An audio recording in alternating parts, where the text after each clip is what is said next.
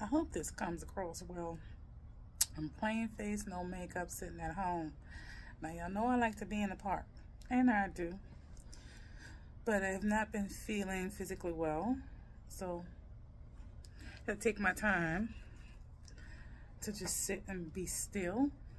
I do not super enjoy having to sit and be still, but sometimes require it. This is one of those times.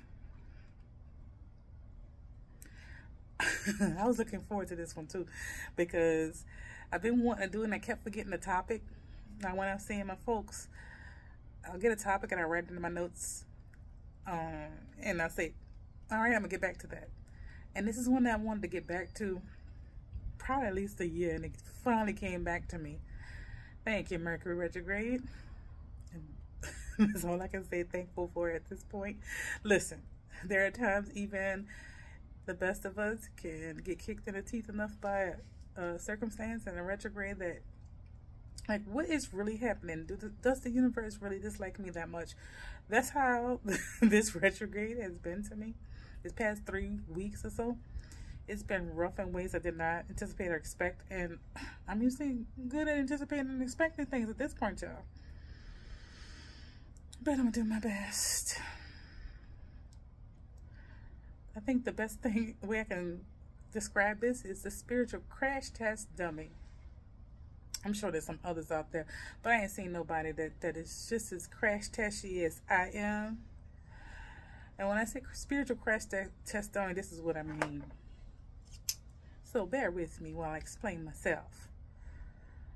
There are those of us who got to learn things the hard way so that we can teach others how to get through the hard way, or get through it easier so they don't have to learn it the hard way. Or we've learned it the hard way several times so that we can teach you how to do it the easy way the first time. And that's what, in essence, is the spiritual crash test dummy. And that's what I feel like right now, I'll be honest. Because it's been a year since I've wanted to talk on the topic, but it's much longer that I've felt that way. I just never had a name for it. And I have gone through times where I felt like, woe is me. Why is this happening to me? And I've had the elders tell me time and time again, no matter how many times I cuss at them, it's happening for you. Don't tell me it's happening for me. I'm the one in pain over here, y'all. I ain't even drawn my eyebrows today, y'all. It's a shame. I just don't have the energy for it today, y'all. So you're just getting plain face me. Anyway, it's not just happening for me. Over time, I've come to understand it's not just happening for me. Even though it is still for me in the other veins that I feel like it's for. When I have a student or someone who comes to me for spiritual guidance in some kind of way, or a friend in need, the things I've been through are the things that lead me to the answers for them. And where I used to feel helpless and hopeless, I feel empowered because of being that spiritual crash test dummy. Now I know there's a lot of folks who think those who are led to this work are led to it because they live those perfect lily white lives and have nothing to speak of that could be considered contrary or controversial that has occurred within the dynamic. And let me say something today. That's a bunch of bullshit. How can you help somebody through something you ain't never been through? And I've said it before and I'll say it again. When I was in training for clinical practice, one of the things I would raise my hand about is like, how you have people who are marriage and family therapists, ain't never been married, ain't never raised a family. How can they possibly, you can't get some of the skill sets you need to work through those kind of issues out of a book. I don't care what nobody say to you. I don't believe it, and I still don't. Now I can say on an exam, I'll have to ask a question in a positive that I do believe it, but I really just don't. Some things you must experience in order to understand them. Just like I don't think an addictions counselor should never have had troubles, have been a person who never had troubles with any kind of addictions. How can you possibly understand an addict if you've never been one? and overcome that. Like that. You know? It's one of the biggest reasons why I operated out of non-judgment. Now, we still got a judge to keep ourselves safe. We need to make a judgment that that car is coming real fast. We probably shouldn't cross the street at that time. Or that fuckboy is going to not stop being a fuckboy because you cute. Or you offer him love, encouragement, and nourishment. If he's not ready to stop being that, it ain't going to be your love, encouragement, and all that stuff that's going to stop him from being that, sis or bros. We need to utilize judgment in the cases that we might be emotionally, spiritually, or physically unsafe. But I refrain from using judgment. And I encourage you to do so as well. As it pertains to how someone governs themselves in their lives, unless they are harmful to me or someone I'm seeing them be harmful to with my own eyes. And even in those cases, if there's nothing I can do about it, ain't none of my business. And if there's something I can do about it, and if I can intercede in some way, and I should intercede in some way, this is when you're using judgment, your best wisdom to intercede. Like if my neighbors came up the house right now and started cussing each other out and carrying on, that is not the time for me to intercede. I'm using judgment to say that's their business and that's not the time for me to intercede. And I wish they would keep it down if that was to occur. Now, if he decide he won't pop, or she decides she won't pop, then I need to go ahead and call somebody. That's a judgment call. But our judgment could be, if we want best outcomes, reserved for those circumstances I've just listed. Being a spiritual crash test dummy, I've been judged a lot walking through this thing. Trying to figure it out. Trying to figure out my purpose. Trying to figure out how to do things appropriately and how to be happy while doing things appropriately, or doing things inappropriately and having some fun doing it without getting caught. Who hasn't?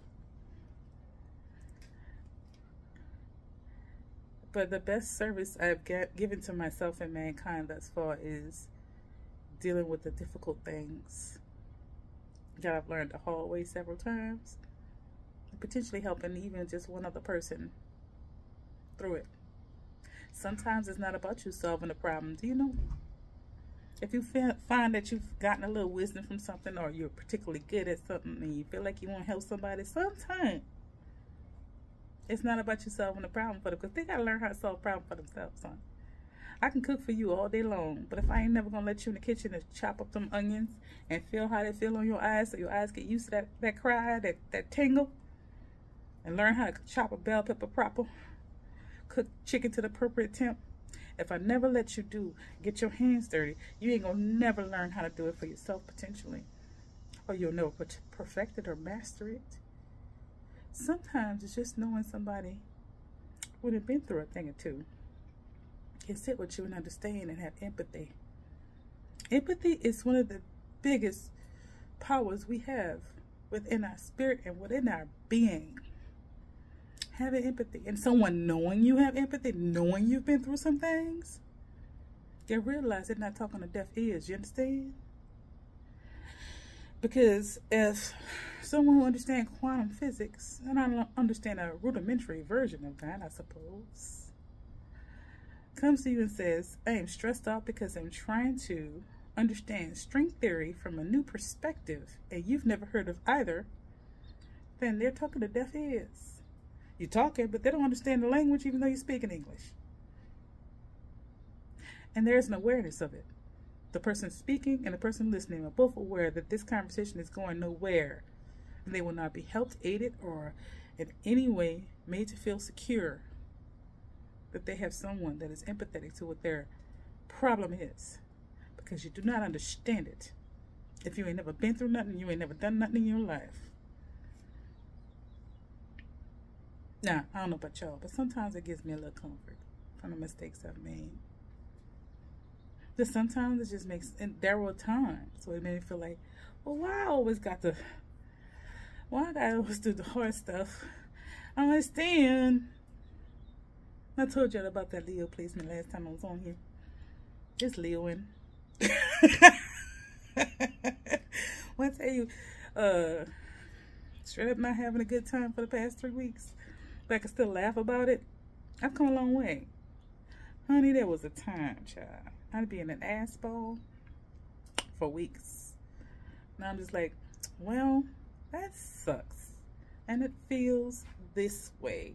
And with my friends, I'm vulnerable about it. It's like, this is how I feel. But I also know that sun will rise in the morning. And it'll rise again. And I'll eventually be okay about it. Just like I've been okay about every single other messed up thing that's happened that I've survived. And then when the sun rises again, I have another notch in my belt. You feel me? That's something I've overcome. That chances are someone's going to walk directly in my path and need comforting for and about. To these solutions. How did you solve that? How did you overcome that? I'll tell you exactly how I did. Now, if I ain't experienced it before, the best I can be is sympathetic. That's the best I can be. And if I don't understand it, the best I can do is listen. But it's still not a full cogent conversation because, again, there's a certain point where you just glaze over and be like, damn, that's crazy. Because you don't understand what's going on, nor do you care. Yeah, but somebody come to me and say, I had to change my entire career and how I thought it was going to turn out because of A, B, C, and D. And it's given me an identity crisis. And I suddenly sometimes feel imposter syndrome in rooms I don't think I belong in. I can understand that. I can empathize with that. But I can also sit them down and not just tell my story unless they ask it. But I can sit them down and genuinely tell them, I understand, baby. I've been through it. Without having to give details unless they ask for it. And just listen to them. Because see, you don't have to tell your story every time somebody tell you something similar. You don't have to. It's not obligatory. What you can do is, by your actions after they reveal their truth, it will tell them that you understand. If you know, in this particular instance, in this circumstance, you don't need to be told pleasantries. You might just need silence and a hug. But another incidents, you might be needing of solutions. Or, hey, another circumstance, you may be like, you know what? I'm gonna hit some cars. I'm on my street now. I'm not at the park. You ain't gonna hit the trains today. Today you might need a glass of wine. Now those of you who are dry, let's go out to eat. What's your favorite place? If you can afford such a thing. Let's go walk in the park. And you tell me all about it. That person might need to just vent. And sometimes the solution for a person in a moment is for you to sit in silence with them and just be quiet. Even if they silently cry, you sit with them and hold their hand. See, in those types of actions, you will know, being a crash test dummy, spiritually, I'm telling you from experience, that person will know you've been through something. Even if it's not exactly the same thing, they're going to know. You ain't got to tell them all the time. Now, sometimes, depending upon the circumstance, you got to literally explicitly tell them so they don't feel so much shame and guilt that this is a silly thing I did, a terrible thing I did, and here's how I overcome the shame and the guilt. Especially if they see you as someone they look up to. They need to know that they're not alone. Depends on the circumstance. But see, if you've been through some stuff and you've been a spiritual crash that's dummy your whole life, like yours truly, you will know which one of them things you need. They need. Sometimes it's just a hug. And to say, I'm here for you if you ever want to talk. And don't try to force that conversation. Because some people, if you try to force that conversation, all it's going to do is give them problems. Because maybe they don't want to relive it right then and there. Depends on what it is. Not everybody want to relive their trauma with you. Or anybody. Don't take it personally. Those of you who are spiritual crash test dummies, or those of you who have any kind of wisdom in any kind of department or area as it pertains to this thing called life. Listen with your heart. It makes me think of that song. It doesn't literally say this, but the SWV song, Use Your Heart, Not Your Eyes. Use Your Heart. That's the name of the song. But that refrain has been happening. And for the life of me, usually, y'all know I'll be going on these tangents. So just go on with me to the side street real quick. Sorry, my leg was itching.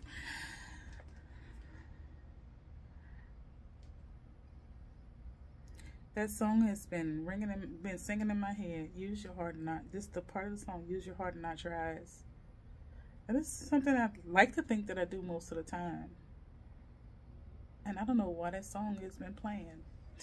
Your guess is as good as mine. But usually, eventually, it shows itself. It's been playing off and on throughout this retrograde, and I don't even know. I haven't been able to pinpoint it. Sometimes I'm a little slow on the uptake, y'all. But once I get it, I get it. I think that's why they still rock with me, you know. When I say they, I mean they.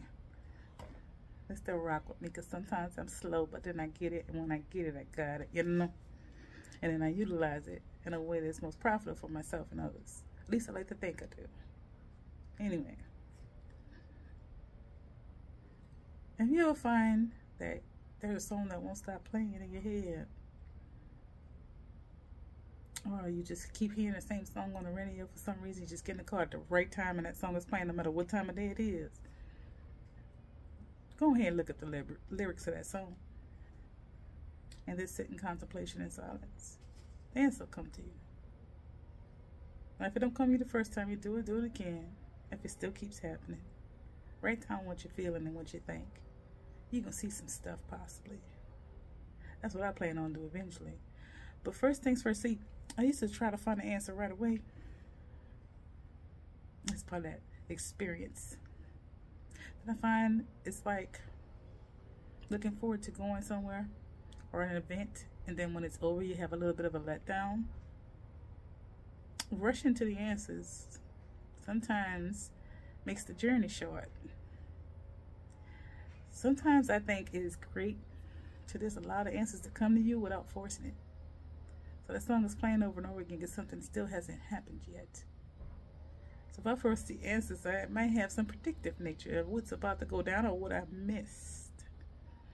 And sometimes part of the fun is allowing it to show itself to you. Just saying no. If it's bothering you bad enough, go ahead and sit in that contemplation. It's my advisement. Especially if it's been a long time. Oh, wake me up before you go. That's one of the ones that drove me batty. And from time to time it still plays, but I know what it means now, why I'm experiencing that in my reality. By Wham, yes, by Wham. And some of these young kids don't know who that is. That's before George Michael was George Michael. He was in Wham. Yes, that George Michael. But I encourage you to be in alignment with mistakes sometimes. That's what I'm talking about with this spiritual crash test dummy. Because how you going to learn how to do something well if you don't do something wrong first? You got to do it wrong first before you do it well. That's how we learn. That's how I've learned. It's very rarely I'm just an expert at something. And there are times that's happened. And you know what? Not for nothing. It has not always done me favors. Because see, I've been good at things. A lot of things in my life. So when something comes to me in difficulty, I'm like, what is this? I know how to do things as soon as I come upon them because I decided I want to do them because there's some part of me, Aquarius, that knows that I can do this. It will not be a challenge for me. And I will do it expertly. It's an insult to my intelligence and my whole identity and being that I'm actually having difficulty with this thing. Then I started to realize as I did more and more shadow work and have more and more dark nights to the soul that is ego that is preventing me from growth. Preventing me from allowing myself to learn something differently. Because Not for nothing, we like to sit in comfort, but sometimes comfort ain't always good for us. Just like when I was talking about addicts earlier. If you are addicted and what's helping you not relive your trauma is to dive into addictions, it's also killing you mentally, spiritually, and physically. It's comfortable for you in a moment while you're doing it, though. And so just because something's comfortable, that doesn't mean it's good for you. So having that kind of evaluation and learning to get outside your comfort zone will behoove you long term to have eventual good outcomes. Just saying. And sometimes be okay with being a spiritual crash test dummy. Just because you are down today or having a difficult time today doesn't mean you're going to have one tomorrow. It means that difficult time is something you can use as an opportunity to propel you forward into something great. Or propel you forward into balance. Because you don't have to be great for nobody else. I know sometimes it was something, that was my addiction, just constantly achieving. And I didn't know who that was for, honestly. At the end of the day, I didn't know who it was for. It was just for me. But at the one, I'm like, but why am I doing this? And I had to evaluate that within myself. Like, why am I doing all this? Who am I doing it for? And I realized sometimes it was for me, sometimes it was for others. Sometimes it's just because I could and I wanted to challenge myself. Doesn't make it a bad thing. But I feel like no matter what I achieved, I never felt like I was good enough. And I got that information and those energy vibes from others telling me I wasn't good enough so many times. They're like, well, I'll show them. If I achieve this thing, I'll show them I'm good enough. Some people ain't gonna never think you good enough because they never thought much of you to begin with. You have to think something of you, Sidonia. What did the elders say? I encourage you to take that and put your name in there if you feel like you need it. That's why I do this, because I feel like my Ami and her cousins are going to someday hopefully appreciate these words, because one of the reasons why I got to a place of solace and comfort within doing what I'm doing, as opposed to being the one who took over mental health care in this country and straightened it on out, which was my original goal. Ambitious, child, ambitious. It's because I realized, same thing I told you the other day, I've always wanted to be in a helping profession, especially from an emotional and psychological perspective, in some kind of way. But in the same vein, I've always wanted to have conversations with my mother the whole way about how to do this and walk through life. Some things that some of you take for granted, like being able to get advisement and a hug from your mother, I never take for granted. There's not a year, a day, a week that passes by that I don't want to hug that woman. But there are times in my life, forgive my emotionalness, where it would be nice to have someone wiser than myself to sit down and talk to, that I know loves me completely in a very biased way. So they couldn't possibly steer me wrong, because they always want the best for me. So nothing I'm going to say on here is going to be something that isn't the best for Ami or her cousins. Ami's my granddaughter. But my hope is that there are those who might feel like they don't have that human and they don't know who to trust. They hear my voice and realize I'm saying this to them, but you can have it too. Anyway, I'm going to rest, y'all. Today's been rough. Y'all have a good one.